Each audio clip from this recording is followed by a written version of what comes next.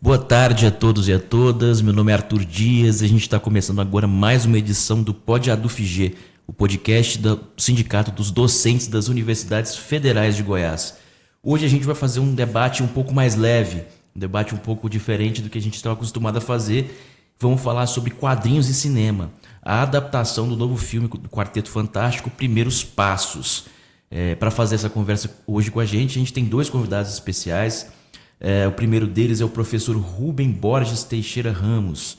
Ele que é doutor em Ciência da Informação e pesquisador também na área de histórias em quadrinhos, leitura, leitores, mediação e apropriação da informação.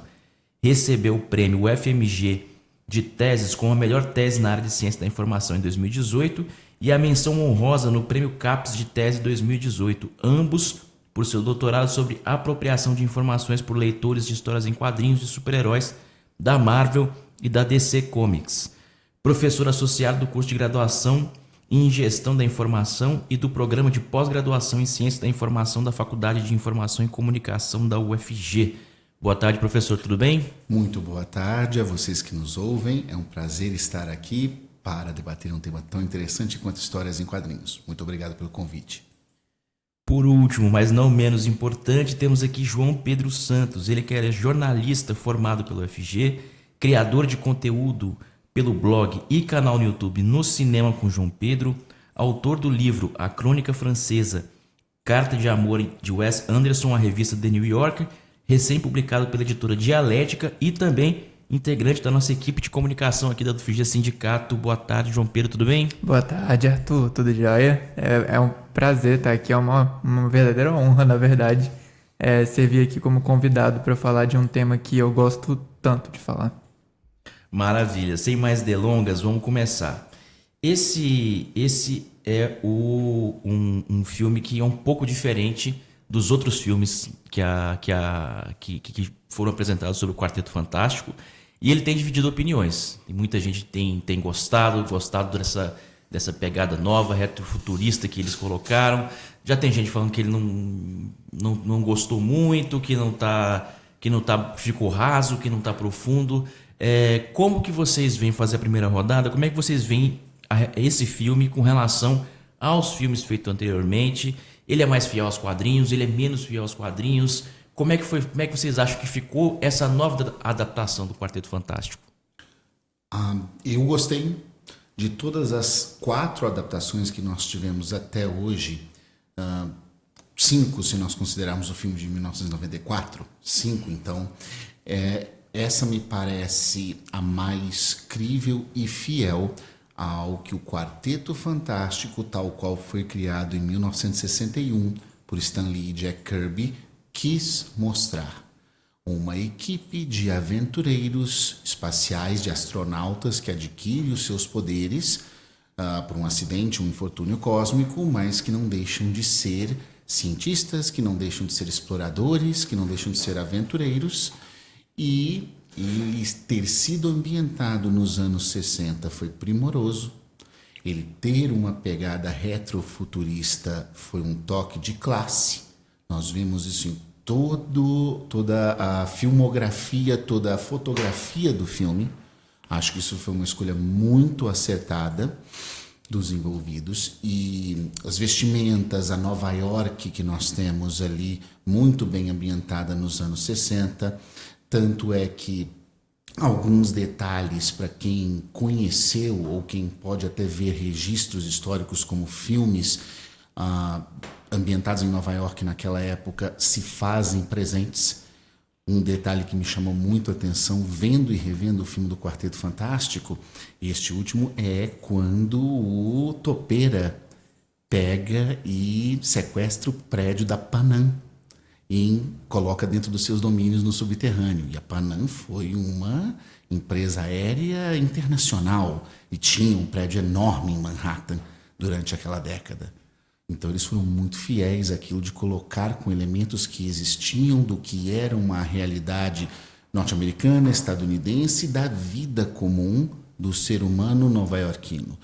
Muito fortuitos e, ao mesmo tempo, respeitando o que era o histórico criado em 1961 por Stan Lee e Jack Kirby. nesse ponto irretocável, o filme, das 5 adaptações live que nós tivemos, a melhor, na minha opinião, até aqui. Bom, eu não vi todas as 5. Eu vi a de 2005 e a sequência, né, que é o filme do Surfista Prateado. A de 2015, que eu prefiro não falar sobre, porque pra mim eu não gosto, eu acho horrível. Pra falar a verdade, acho que foi um dos piores filmes que eu já assisti na minha vida. Pula. Pula. E esse de 2025 agora que eu gostei, mas que com algumas ressalvas. Novamente, eu reforço o que o Ruben falou, que a ambientação retrofuturista ela foi um acerto muito grande na produção. Na verdade, o retrô ele tem participado cada vez mais da Marvel nessa nova saga do multiverso. Desde WandaVision, eles apostaram num visual mais retrô. Em Loki, eles aprofundaram nisso com o retrato da Agência de Variância Temporal, né, a TVA. E agora, com o Quarteto Fantástico, eles fizeram um filme que é inteiramente retrô. E isso não só reforça a origem dos personagens nos quadrinhos nos anos 60, né, que é uma época agora bastante retrô para muita gente, mas também ela reforça a importância até da nostalgia em alguns aspectos para o cinema se conectar com o público agora. Porque a gente está vivendo uma época em que a originalidade muitas vezes está em falta. A grande maioria dos filmes que estão fazendo sucesso atualmente no cinema são parte de franquias ou remakes live action ou às vezes parte de franquias tão grandes assim quanto a Marvel, né? Então eu acho que esse filme do Quarteto Fantástico acertou muito na nostalgia, acertou muito na fidelidade aos quadrinhos, o uso de cores aqui é primoroso também. Os efeitos especiais, que era uma coisa que a Marvel estava tropeçando muito recentemente, eles conseguiram se superar bastante aqui, em especial no retrato da Surfista Prateada e do Galactus, né, que a gente vai falar mais pra frente. Mas uma coisa que me incomodou muito foi o passo da história. Eu gostei que eles não fizeram desse filme uma história de origem. Isso é uma coisa que a gente vai discutir também mais pra frente, mas é uma coisa que eu gostei. Mas ao mesmo tempo, eu achei que os personagens faltavam um pouquinho de personalidade. Eu acho que foi por conta do tempo de duração, que nem teve 2 horas de duração. Foi um filme com 1h55, que é bem baixo, se comparado com, por exemplo, vamos supor aqui, alguns filmes da Marvel que foram lançados no passado, até dentro da saga do multiverso, por exemplo, Os Eternos, teve 2h30. E como essa foi a primeira aparição do Quarteto Fantástico no MCU, eu acredito que eles precisariam de um tempo maior para respirar. Porque, além dos 4 protagonistas, eles tiveram mais 2 antagonistas para desenvolver. E eu acho que isso é uma coisa muito difícil de fazer num tempo menor do que 2 horas. Então, nisso, o filme não funcionou tão bem para mim. Era isso que eu queria, inclusive, emendar na relação dessa adaptação dos quadrinhos. E aí a gente pode entrar um pouquinho melhor nessa parte dos 4 protagonistas. Como é que vocês acham que foi o desenvolvimento? O João já deu uma puxada boa aqui. O desenvolvimento da personalidade dos personagens, ela está dentro daquilo que os quadrinhos apresentavam? Ela foi bem desenvolvida? Como é que vocês viram isso? Para mim, houveram personagens que foram muito bem desenvolvidos na adaptação e outros que deixaram no caminho. Dos 4 principais, a que ganha mais destaque e para mim ganha o filme é a Mulher Invisível. Sim. Não apenas por ser a protagonista feminina e pelo momento que nós estamos vivendo, mas a própria história de evolução da personagem nas HQs para chegar ao que ela é hoje, porque originalmente ela era garota invisível e foi-se feito um trabalho de muita consciência, inclusive pelo John Byrne, que foi um roteirista de anos do Quarteto Fantástico, para que ela assumisse o papel de mulher invisível. Então foi consciência mesmo. E deslanchasse desse papel de coadjuvante que muitas vezes era imposto a personagens femininas e assumisse um protagonismo como a personagem mais poderosa da formação original do quarteto, o que de fato ela é. O filme deixa isso claro. Os poderes dela não têm um limite físico. Nós podemos ver que ela dá formas invisíveis a qualquer estrutura que ela queira, inclusive para si própria, o que é muito bom. Ela também assume protagonismo dentro da família e como porta-voz do grupo em várias ocasiões. Então é a personagem do grupo mais bem desenvolvida. Ponto. O Tocha Humana é o segundo, porque deixou-se aquela figura um tanto que vimos em outras adaptações do Johnny Storm, apenas bobão, mulherengo, eterno adolescente, e ele começou a assumir algumas responsabilidades.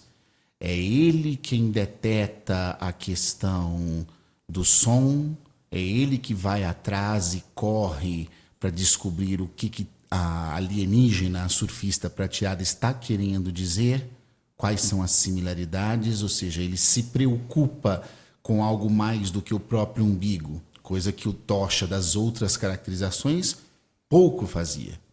E o Tocha também tem essa evolução nos quadrinhos. Mas Senhor Fantástico e Coisa ficaram devendo nessa proporção.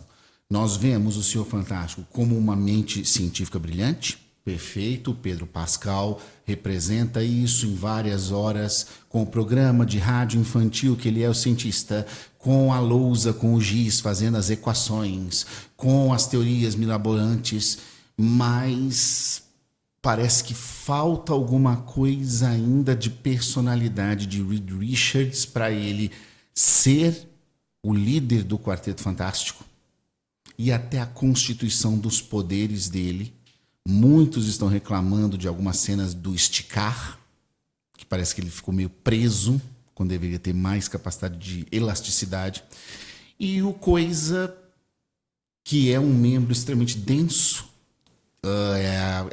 o personagem mais triste do Quarteto Fantástico, pouco nos transmitiu essa questão, quando abordado dele, da melancolia que ele passa. Daquela crise que ele tem. Existencial, de não poder reverter a forma humana como os outros três, dos dilemas que ele enfrenta. É mostrado em alguma medida, mas muito pouco. Foram feitas escolhas, eu entendo, privilegiaram-se outros aspectos, tudo bem, mas em proporcionalidade quanto aos 4 membros da equipe, 2-2 o meu placar. Mulher Invisível e Tocha Humana bem desenvolvidos, Senhor Fantástico e Coisa nem tanto. Essa fica a minha opinião. Eu acho que, tipo assim, dos 4, só o Coisa que ficou meio aquém do esperado pra mim. Porque eu gostei do fato do Senhor Fantástico ele meio que se mostrar incerto às coisas, dele não ter 100% de certeza que não, isso daqui vai dar certo, isso daqui é o que a gente tem que fazer para salvar a Terra. Mas ele não tem certeza disso. Ele tem uma insegurança de transmitir essa certeza. E eu acho que isso dá muita humanidade ao personagem. Ele meio que subverte o conceito do que a gente vem a esperar de um gênio. Porque ele é um gênio que ele não tem certeza do que vai acontecer a seguir. Eu acho que isso deu muita credibilidade até para o personagem. Mas eu concordo com o Ruben em relação ao Coisa. Eu achei o Coisa surpreendentemente bem humorado nesse filme, porque normalmente ele é um cara muito quase depressivo, ele é inseguro em relação à aparência dele, ele até tem medo de aparecer em público por conta de como que as pessoas vão reagir à aparência dele, mas nessa realidade, o que acaba fazendo muito sentido, já que é uma terra alternativa, né? Ele é completamente reverenciado, adorado pelas crianças do orfanato que veem ele pela distância. Eu gostei dessa nova personalidade do Coisa, mas eu achei que faltou substância. Eu gostei de como o Tocha Humana foi além do estereótipo de ser mulherengo, de ser muitas vezes exibido, egoísta. E ele realmente foi atrás e conseguiu criar uma conexão com a Surfista Prateada, né? E a escolha da Sul para ser a âncora emocional da história, para mim, foi o maior acerto narrativo da história. Porque é uma maneira fantástica, desculpa o trocadilho, mas é fantástica, de veicular os temas de maternidade da trama. Porque um dos maiores chans assim, da trama é porque ela fica grávida do Franklin Richards, que é um dos personagens mais poderosos da Marvel Comics até agora. E eu gostei muito de como que eles lidaram com esse tema de uma forma que não chega a ser cartunesca. É uma forma bem crível, bem empática, bem humana, e a atuação da Vanessa Kirby foi crucial para que isso acontecesse. Isso é verdade. Deixa eu fazer mais um pouco naquilo que a gente já tinha começado a falar. A gente sempre, quando vai pensar num filme de super-herói, tem aquela história da construção, né? De como que ele se transforma, como que ele vira um super-herói, como que ele adquire poderes. Dessa vez, nós tivemos um pouco diferente, né? Nos primeiros passos, a gente teve uma TV para mostrar aquilo ali, deu a passada mais rápida por todo aquele processo, não teve a aranha picando Peter Parker, não teve o Bruce Wayne perdendo os pais, né? Já foi direto, o filme já começa com eles já consolidados enquanto super-heróis. O que vocês acharam dessa abordagem? Vocês acharam que foi bom ou que precisava, de repente, voltar, explicar melhor? O que vocês acharam? Não acho que eu vi nenhum tipo de problema com a narrativa proposta no filme. Deixa muito claro, como você mesmo colocou, que eles já estão sedimentados como uma equipe reconhecida. Muito da população nova-iorquina e estadunidense gosta deles, eles têm uma aprovação junto ao público enorme. Lidam, pelo menos mencionados, com ameaças que a gente vê nos quadrinhos e sabemos o que é a parte do fanservice muito bem, ou seja, são mostrados flashes, mas nós sabemos do que estão se falando, então nós que lemos sabemos que aqueles macacos que aparecem, o que são, as ameaças. O Senhor Fantástico fala sobre ter mapeado alguns vilões e seus possíveis esconderijos, ou seja, eles parecem ter o controle da situação, porque como até então o único grupo de super-heróis atuantes naquela Nova York, toda a responsabilidade cai sobre eles. Então a mídia também cai sobre eles. Toda repercussão vai positiva. A partir do momento, então, que pela construção da narrativa, os heróis que se sacrificaram numa viagem espacial e voltaram num programa para nos proteger e estão defendendo os ideais que nortearam a fundação desse país, e verdade, justiça, igualdade, torta de maçã, estão fazendo isso diariamente, por que nós não vamos admirá-los? Isso me parece extremamente crível com a visão que a gente tem de público, de povo estadunidense, e há uma diferença de 3 anos entre o que é mostrado no vídeo, ou não sei se 3 anos, mas alguns poucos anos. 4 anos, né? 3 para 4 anos, vamos chamar assim. E é crível essa passagem de tempo para a consolidação da aceitação deles pelo público. E pela cobertura que tem da mídia, e sobretudo da mídia anos 60. Nós não estamos falando da mídia de um padrão atual de podcasts e aparelhos portáteis. Nós estamos falando de uma mídia que ainda funciona sob o sistema de broadcasting, certo? Com canais propriamente ditos, ou seja, ela é inferior e muito ao que nós temos hoje de cobertura. Então eu achei extremamente crível e fluido para a proposta da narrativa. Bom, eu acho que para começar a narrativa, para ela não ser uma história de origem, ela é meio que um sopro de ar fresco, porque a gente já teve 2 histórias de origem do Quarteto Fantástico, uma de 2005 e a outra de 2015, e como elas foram as mesmas, e também são as mesmas dos quadrinhos, não haveria necessidade de fazer uma terceira história de origem. Então, eu acho que a escolha de fazer um filme que não aborde a transformação deles em heróis foi bem refrescante mesmo, sabe? Tipo um sopro de ar fresco. Mas também é uma coisa que vai meio que concordando com o cenário atual do cinema de super-heróis, né? Porque lá em 2016, com Guerra Civil, a gente não viu o Peter Parker sendo picado pela aranha, ou com o tio Ben morto. Ele já começa ali já como o herói da rua. Já chega sabe? chegando. Né? E aí depois, em 2022, a gente teve o Batman do Robert Pattinson. A gente também, novamente, não viu os Wayne serem assassinados. A gente já tá ali no segundo ano do Bruce Wayne como Batman.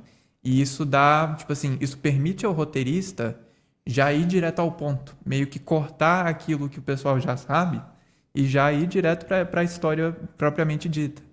E aí, 2025, a gente teve o Superman, que teve uma abertura incrível, porque, tipo assim, ele não mostrou absolutamente nada, tipo, de imagens em movimento na tela. Ele só mostrou alguns títulos, né? Tipo, sei lá, 300 anos atrás, o mundo descobriu os meta-humanos. 30 anos atrás, um bebê chegou de Krypton até Smallville, Kansas. 3 anos atrás, esse bebê se revelou como Superman. 3 minutos atrás, o Superman perdeu sua primeira luta. Isso é uma maneira genial de já estabelecer o espectador nesse universo sem precisar de 15 a 20 minutos para gastar numa exposição, que já aconteceu antes, entendeu? Uhum. Então eu achei isso muito interessante, muito pertinente por parte da Marvel, né? E aproveitar esse gancho que você já puxou do Superman, como é que vocês estão vendo essa nova leva aí? Falamos do Batman, desse novo Batman, do Robert Pattinson, do Superman que saiu agora, esse não assisti ainda. O Batman eu achei muito bom mesmo. Aquele papel mais de detetivão, assim, que é muito dos quadrinhos, né? Essa parte de detetive, da inteligência dele. Como é que vocês estão avaliando essa nova leva de filmes, né? Porque nós tivemos ali como o fim de uma era no Ultimato, na Marvel, na DC, a Liga da Justiça ali, ainda com todos os erros e acertos que teve. Você teve o Flash, que foi, parece que unanimidade, que não foi lá essas coisas. O Flash eu não conheço quase nada, eu não vou nem dar pitaco. Mas disseram não foi muito bem visto. Como é que vocês estão vendo essa nova leva de filmes? Tanto filmes quanto séries, né? A gente pode colocar. Tem acertos e tem erros.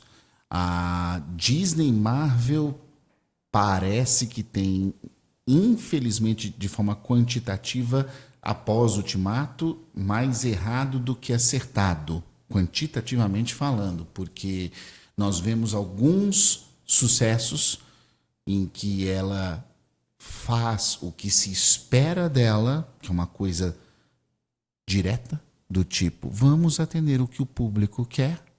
Fez isso com Wolverine e Deadpool. Fez isso com o último Homem-Aranha. Foram os 3. Nós queríamos muito ver isso. Fez isso com o terceiro Guardiões da Galáxia. E conseguiu.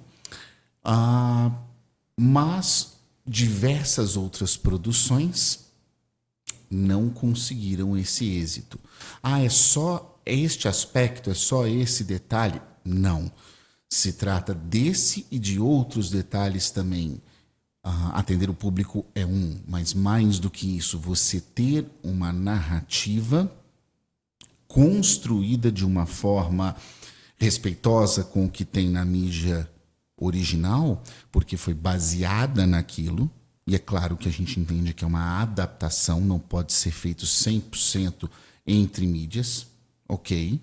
Mas não faça do espectador, daquele que vai consumir o produto, mesmo que ele não tenha tido acesso à mídia original, uma pessoa não ciente do que ela vai ver, ou que ela seja uma pessoa imatura, inexperiente, até porque o universo de super-heróis, os filmes de super-heróis, já estão consolidados. Todo mundo que vai ao cinema, todo mundo que acessa um Disney Plus ou um outro canal ou programa, plataforma paga de serviço de streaming e quer acessar um produto de conteúdo de super-herói, já tem uma boa noção do que vai encontrar.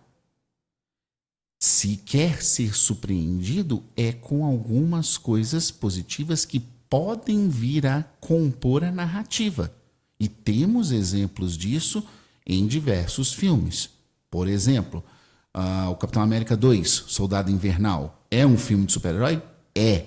Só que ele não é só um filme de super-herói. Ele é uma trama de espionagem. E muito bem feita.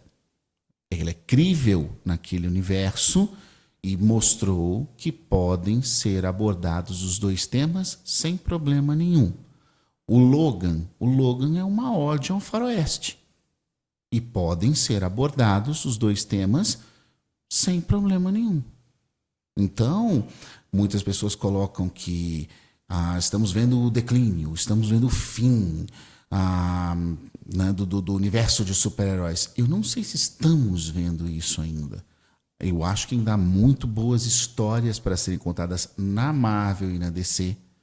Tem gente boa em ambos os locais para escrever, roteirizar, protagonizar e dirigir, melhor dizendo, estes filmes e produções, mas precisa dar oportunidade a essas pessoas. E aí é que eu vejo um pouco de pecado na Warner e na Disney. Não sei até que ponto que eles estão aprendendo realmente com os erros. Acho que eles estão apostando na formulazinha batida. Em algumas séries a gente viu isso, e essa fórmula cansa. Essa fórmula parece ser jogado dinheiro fora. O espectador se sente quase que lesado com uma fórmula em que ele é obrigado, mesmo que a ver alguma coisa que tem 6 ou 8 capítulos, e ele vai desistindo ao longo do período, porque aquilo não chama a atenção, aquilo é mais do mesmo, ou a história é muito rasa, ainda que tenha um ator relevante, ou que tenha efeitos especiais bem feitos.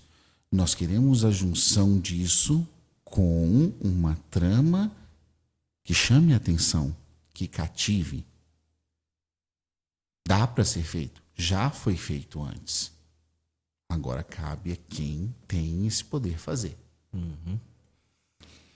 Então, pois aí que tá o negócio.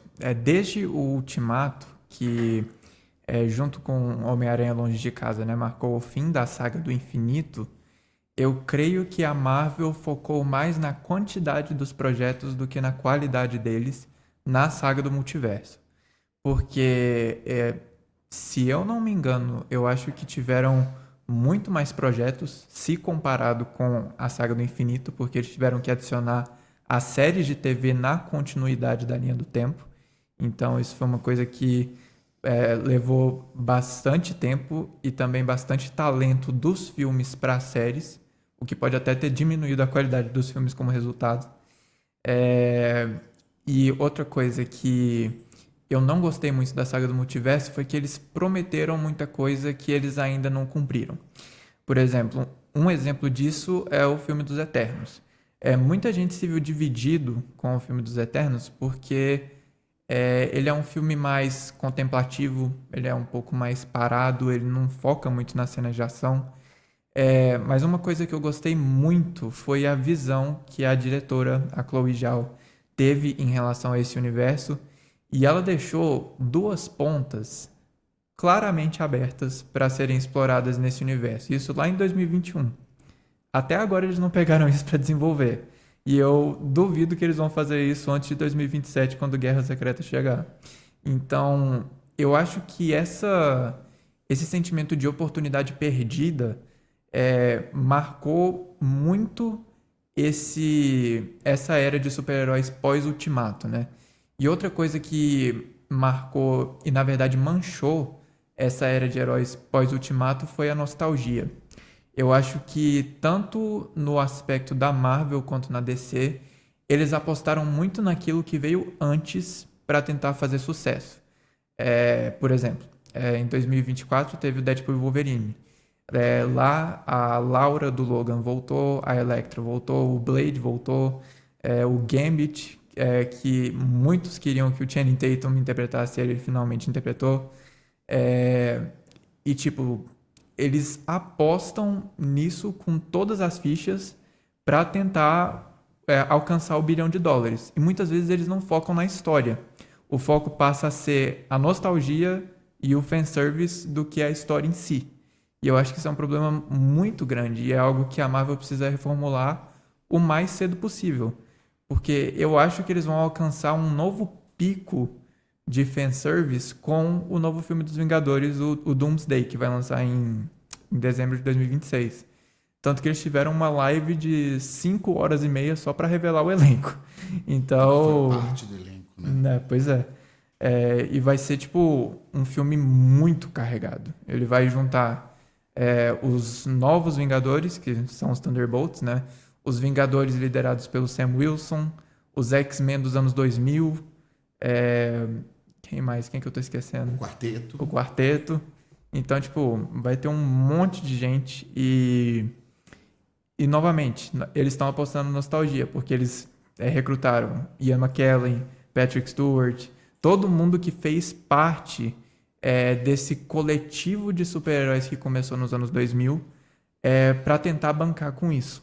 Agora, resta saber se, com a volta dos irmãos Russo, que sinceramente não tem feito um filme verdadeiramente bom desde o Ultimato, a gente tem que avaliar se isso realmente é um bom sinal.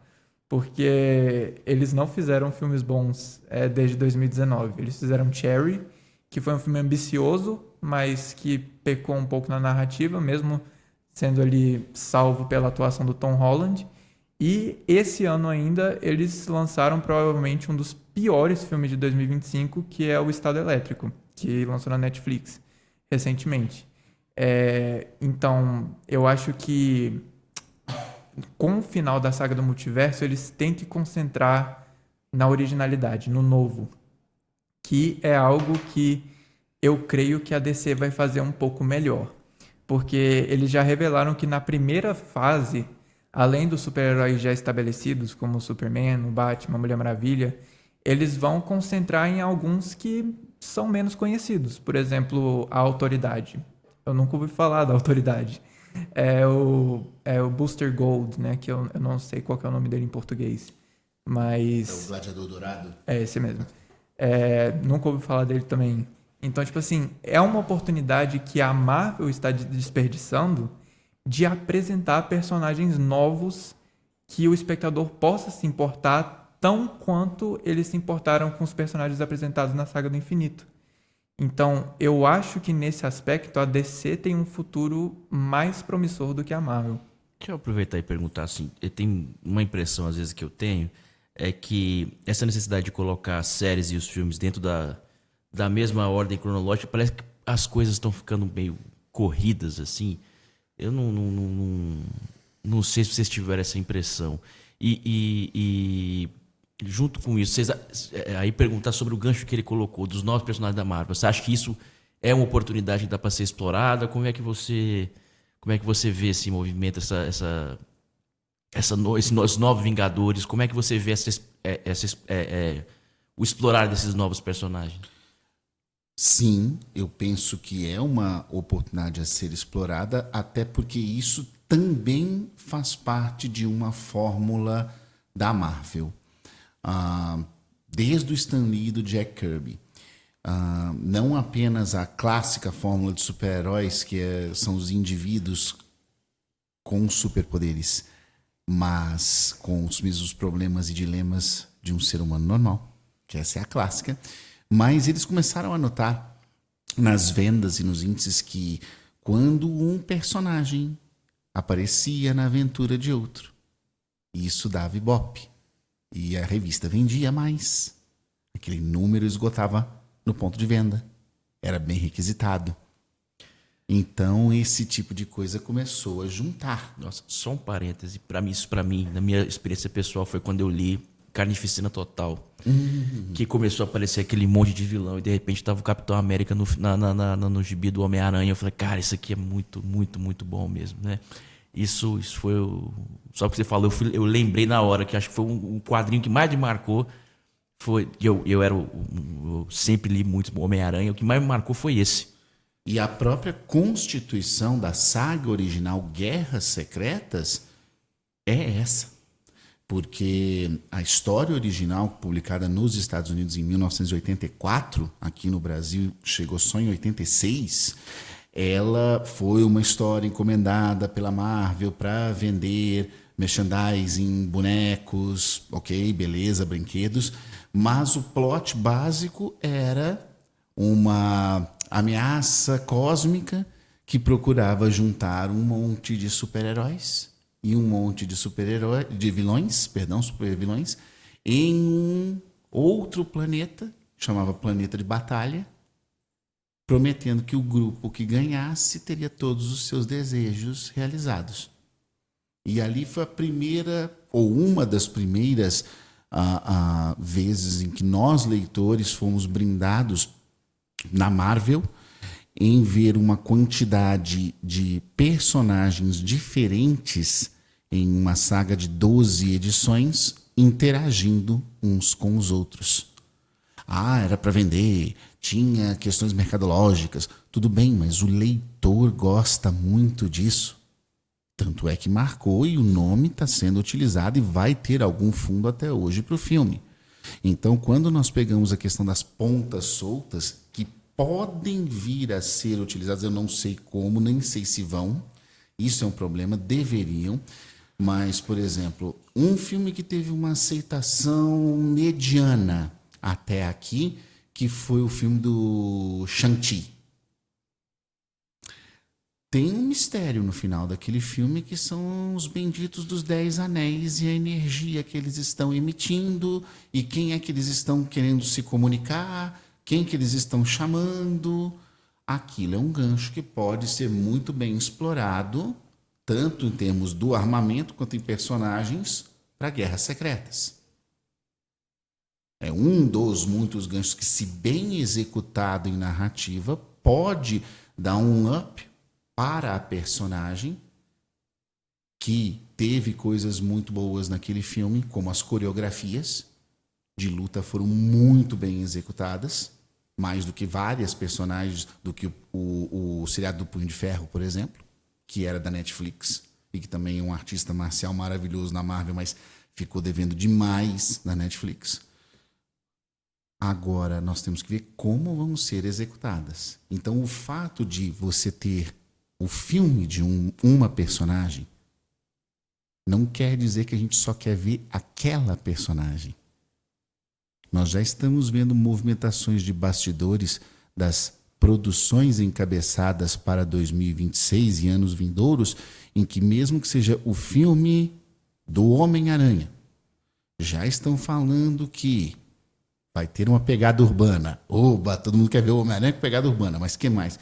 Vamos colocar o Justiceiro com o Homem-Aranha. Graças a Deus, finalmente nós vamos ver o que a gente vê nos quadrinhos. Vai ter o Hulk também aparecendo. Que bom, vai ter mais um personagem que a gente não vê há algum tempo aparecendo. Vai ter... Nós queremos ver isso. Isso é uma fórmula que começou lá nos anos 60, que já deu muito resultado na HQ e que pode dar bastante resultado nos filmes e nas séries. Simples assim.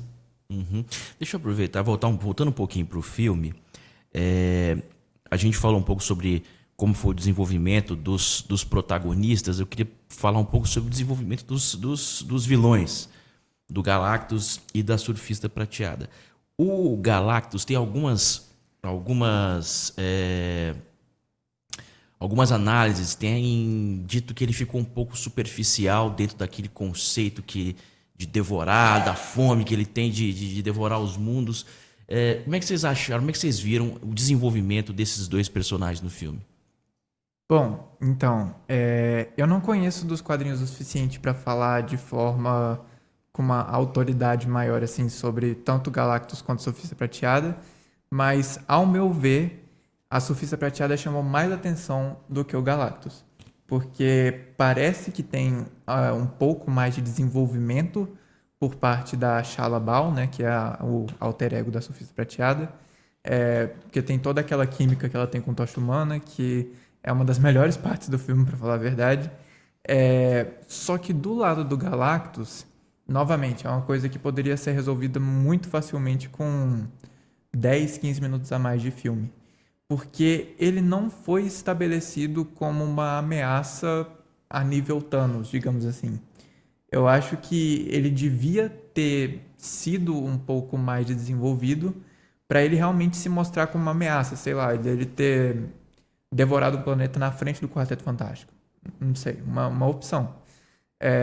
Mas que eu acho que, para mim, o ator é fantástico, que é o Ralph Fiennes. E a voz dele é incrivelmente imponente. Só que eu acho que o desenvolvimento de personagens deixou a desejar nesse aspecto, porque ele virou um vilão muito genérico, ao meu ver. Ele não teve, tipo, a personalidade que um vilão grandioso, literalmente, né, já que ele tem vários metros de altura, ele teria nos quadrinhos, por exemplo.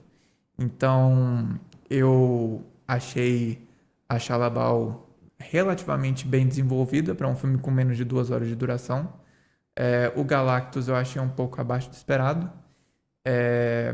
E eu pensei em uma alternativa melhor que justificaria um pouco o desenvolvimento do Galactus. Eles poderiam ter usado o Galactus já para introduzir o Doutor Destino do Robert Downey Jr. Eles podiam usar ele só como um meio para chegar no fim e já fazer o link com a cena pós-créditos do Thunderbolts. Eu acho que seria um jeito bem mais prático até para Marvel. Resolveria melhor. Para já conectar as histórias e já meio que dar a liga pro Doomsday já. Poderiam. Faz muito sentido o que você colocou, mas eu acho que havia um interesse dado a um passado dos filmes do quarteto, que é utilizar o Doutor Destino como o antagonista. Então vamos tentar fugir desta fórmula de colocar o principal antagonista. Vamos colocar um antagonista que seja, tentar pelo menos colocar uma ameaça e deixar a principal, porque a principal nesse caso vai ser vai ser a principal ameaça para todo o multiverso dos próximos 2 filmes dos Vingadores. Não vamos dar essa cartada agora. Vamos segurar um pouco mais, porque essa personagem precisará realmente ser muito bem desenvolvida. Primeiro Eles ponto. meio que fizeram isso com Thanos, né? Exato. Eu acho que eles vão seguir essa linha. Não sei se da mesma maneira, até porque, se pararmos para pensar, até aqui no UCM, temos uma aparição oficial do Doutor Destino, que é a cena extra do quarteto. Que nem aparece que é o Robert Downey Jr., né? Aparece só ele de perfil. Aparece de perfil, nós não sabemos se é um destino, se é um destinobo, se é o que é. Aparece de perfil, mas não sabemos exatamente o que seja. Perfeito, mas é a primeira menção, chamemos assim, à existência da personagem Doutor Destino. Ok, legal. Da mesma maneira que lá atrás nós tivemos algumas menções a Thanos, mas a primeira aparição oficial dele era no final do Vingadores, ele virando para a câmera e ele sorrindo. E não era nem o Josh Brolin que interpretava ele naquela época, no final do primeiro Vingadores. Acho que é na cena extra também, e que tava uma sécula dele falando desafiar os heróis da Terra é como cortejar a morte. E aí ele virava, é mesmo? Tipo assim, tá bom então. Então eu acho que a pegada vai ser mais ou menos assim. E aí a gente viu participações do Thanos crescendo em filme Guardiões 1. Guardiões 1. Depois ele apareceu. Era de Ultron. Ele apareceu. Era de Ultron, não me lembro. Na cena pós-crédito. Na cena pós-crédito, tá ele certo. pega a manopla. Justo. Acho que ele pega a manopla na Era de Ultron. É que ele fala, tudo bem, eu vou fazer isso eu mesmo. Ah, é. Eu vou fazer. Se você quer alguma coisa bem feita, faz você mesmo, tá certo? Perfeito. E aí depois é que a gente vai vendo. Vai ser nos mesmos moldes? Não sabemos. Mas essas pitadas crescendo podem ser uma boa. Então isso justificaria. Segundo ponto, tem diferenças, é claro, do Galactus dos quadrinhos para a adaptação do cinema, mas assim, do que a gente viu naquele segundo filme do Quarteto Fantástico de 2007, 2008, que era uma nuvem de poeira cósmica, sem forma, parecendo um tornado no espaço, querendo engolir a Terra, para o Galactus realmente humanoide de, sei lá, 40, 50 metros de altura, pisando em Manhattan, destruindo prédios, enfrentando a equipe do quarteto, para mim é uma evolução incomparável. Sim. Isso aí tem que ser dado muito crédito e ponto ao filme. A interação dele com a surfista, que é a sua arauta, também, tanto na Terra quanto na nave dele, é ponto. Não tivemos isso em nenhum dos outros filmes em que ele aparece. Ponto.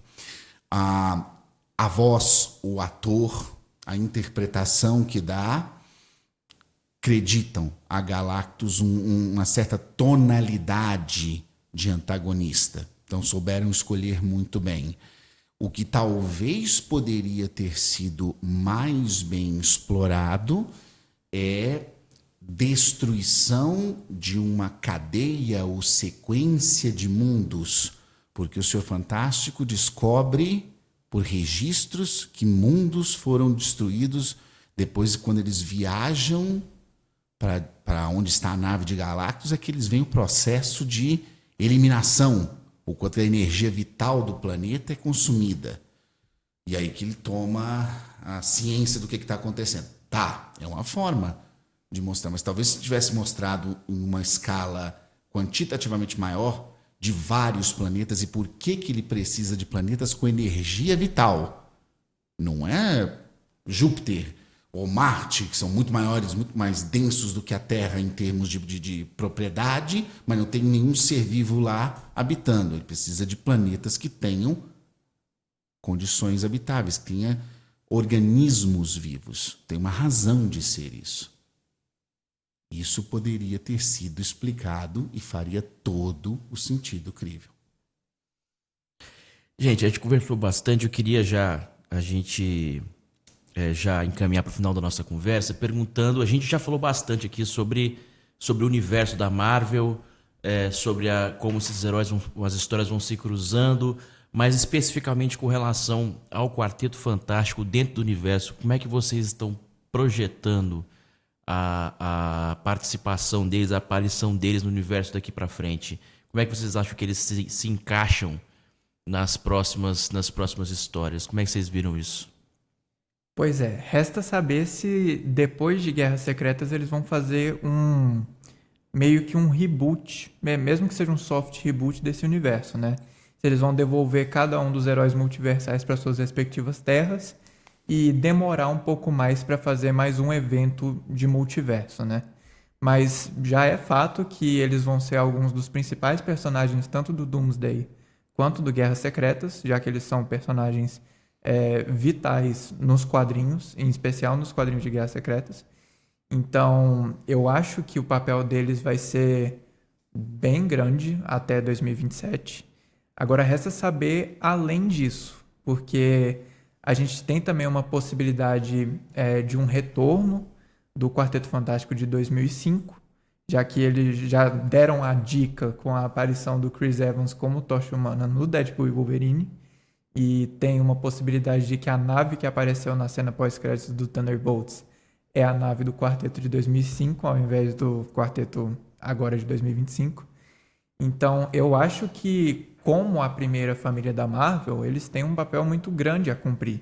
Eles foram a primeira equipe de super-heróis que o Jack Kirby e o Stan Lee criaram e quase que a primeira propriedade sob o nome Marvel. Eles foram a propriedade que inaugurou o jeito Marvel de contar histórias, né? Então, eu acho que eles têm um papel muito grande. Inclusive, acho que eles já até confirmaram uma sequência de primeiros passos. Resta saber se vai ser ambientado depois de Guerras Secretas, eu acho que provavelmente sim. Mas eles têm ainda muita coisa a explorar. Uma coisa que me incomodou um pouco com Primeiros Passos é o fato de ter sido um filme, na minha opinião, muito seguro. Ele não teve muita ousadia, porque a gente vê em alguns quadrinhos do Quarteto Fantástico, por exemplo, gente, acho que é os Ciclos do Alex Ross, foi um quadrinho, tipo assim, muito ousado. E eu acho que poderia ter tido mais um pouco dessa maluquice de multiverso em Primeiros Passos, porque era um filme que ia encaixar muito nesse conceito. A gente tem uma Terra retrofuturista, que inclusive o nome dessa Terra faz alusão ao nascimento do Jack Kirby, e a gente tem como contraste a nossa Terra contemporânea, que é a Terra 616, né? Eu acho que é. Sim, então, que é a da linha... A da linha principal. Então, eu acho que seria muito legal eles terem feito esse contraste para realmente mergulhar no multiverso de uma forma mais profunda que eles ainda não fizeram. Eu acho que eles vão guardar esse mergulho mais profundo para os 2 filmes dos Vingadores. Porque você vê, os Eternos não fizeram nada a respeito. Shang-Chi, também não. Pantera Negra 2, também não. Então, tipo, foi um monte de oportunidades desperdiçadas. E eu acho que essa era a melhor oportunidade para a Marvel mostrar o potencial positivo, nesse caso, porque tem um potencial negativo também, do multiverso. Porque era um filme que poderia ter tido muito mais coisa. E eu acho que ele foi um pouco limitado pelo que a Marvel queria com o roteiro. Mas eu acho que eles ainda têm um papel bem grande a cumprir no plano geral do universo cinematográfico da Marvel. Perfeito. Nós temos teorias até agora. Algumas já caíram por terra com essa cena extra dos Thunderbolts, da nave do Quarteto Fantástico, ou alegadamente do Quarteto Fantástico. Uma das teorias é que possa ser o Quarteto de 2005. Outra é que seja esse destino, o destino Bo, ou sabe-se lá qual destino que vem da Terra do Quarteto Fantástico de 2025 para a Terra da linha temporal do UCM que nós conhecemos, e aí detetado pelos Thunderbolts no final do filme. Então tem N possibilidades do que pode acontecer. Sabemos que nos quadrinhos, uma das maiores entidades que reconhecem e que é reconhecida como exploradora científica e interdimensional é o Senhor Fantástico. Então, para ele não apenas considerar a existência de outras dimensões, mas mapeá-las e ver aonde que a nave está ou o que pode ter acontecido, é daqui para ali. O que pode levar a trazer tanto a família, o quarteto, para a linha temporal principal, quanto pedir ajuda e, com isso, começar a história do Doomsday. N possibilidades podem acontecer. Até então, o que nós temos são especulações, é isso que vai movimentando a nerdosfera, por assim se dizer. É um lado muito positivo, é um lado em que a Disney Marvel se fia para manter os espectadores fiéis e deveria prestar mais atenção, inclusive em alimentá-los. Vamos dar aquilo que eles querem, como eu falei antes. O que a gente pode seguir nessas linhas ou não? Tem a pá da surpresa, que eu acho que deve ser feita sim, do investir, mas também tem a parte do agradar, o fanservice. Essa segunda eles já souberam fazer. Nós temos provas disso. Vamos ver como é que vai ser a primeira. Gente, chegando no final da nossa conversa, muito obrigado mais uma vez a ambos por participarem desse debate. Eu queria pedir as considerações finais do veredito de vocês dois. Vale a pena ir no cinema, professor? Para ver Quarteto Fantástico Primeiros Passos, sim. Eu até hoje considerava que a melhor adaptação de Quarteto Fantástico fora dos quadrinhos, né? Portanto, a adaptação era Os Incríveis. Sim. Hoje nós temos uma adaptação digna, live, que é o Quarteto Fantástico Primeiros Passos. É uma nota 10? Não. Mas eu daria uma nota 8, até 8,5, com boa vontade, para o Quarteto Fantástico Primeiros Passos. Portanto, vale a pena sim o ingresso para você ver o que é um saudosismo, o que é uma família de super-heróis. Para os mais antigos, o que é o desenho dos Jetsons feito em live action, por assim se dizer. Muito obrigado, professor. João Pedro Santos, muito obrigado por ter participado aqui com a gente. E aí, vale a pena? Vale a pena demais. Tipo, claro, eu tenho minhas ressalvas, né? Mas felizmente tem muito mais pontos positivos a se aproveitar do que negativos aqui. É só o fato de ser uma história isolada, que você não precisa ter visto mais de 30 filmes para entender, já é um ganho gigantesco. Então, vale muito a pena. Para mim, não foi o melhor filme de super-herói de 2025. Para mim, ainda continua sendo Thunderbolts. Mas mesmo assim, vale muito a pena. Muito bem. Vamos chegando ao final de mais essa edição do Pod Aduf. Muito obrigado para todo mundo que assistiu. Semana que vem a gente volta com um novo tema. E até a próxima. Muito obrigado.